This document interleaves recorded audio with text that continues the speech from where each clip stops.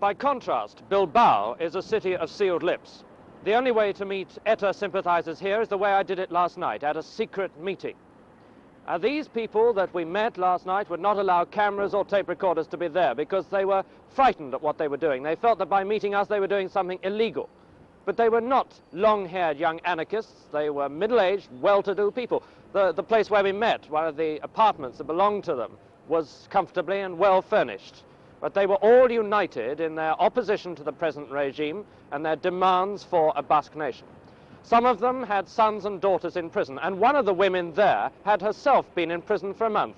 She'd attempted to attend a religious festival in San Sebastián, but her papers showed that she lived in Bilbao, and that was enough to get her arrested by the police. And while she was serving her prison sentence, she met in prison one of the women who is now going to be put on trial. And my informant told me that that woman had been tortured by the police.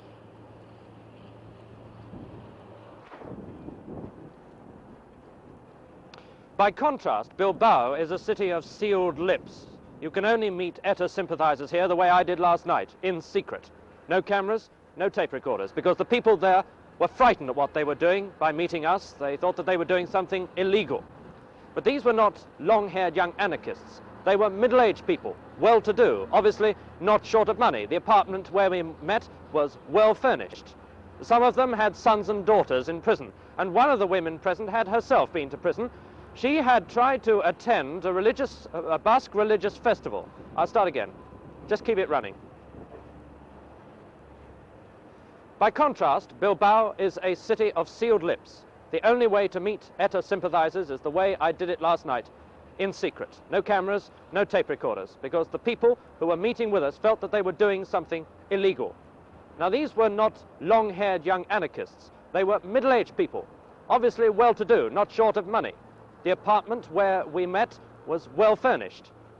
Some of these people had sons and daughters in prison for belonging to the Basque freedom movement. And one of the women there had been to prison herself. She'd tried to attend a Basque religious festival in San Sebastián. Her papers showed that she came from Bilbao, and that was enough to get her arrested. Now, while she'd been in prison serving her month's sentence, she had met there one of the women who are now to stand trial. And my informant told me that that woman had obviously been tortured by the police.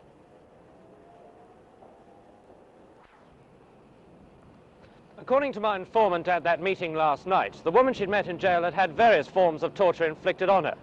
She had, she said, been beaten on the face and on the neck here. And she then described to me a torture which they call here the bicycle. And she actually demonstrated it like this. The person, she says, has their wrists bound together, but they're put behind their back like this, and in fact under their knees like that. And the person is then made to crouch down with their hands tied under their knees like this, and their head down, and made to jump around the room answering questions for as long as they can stand it.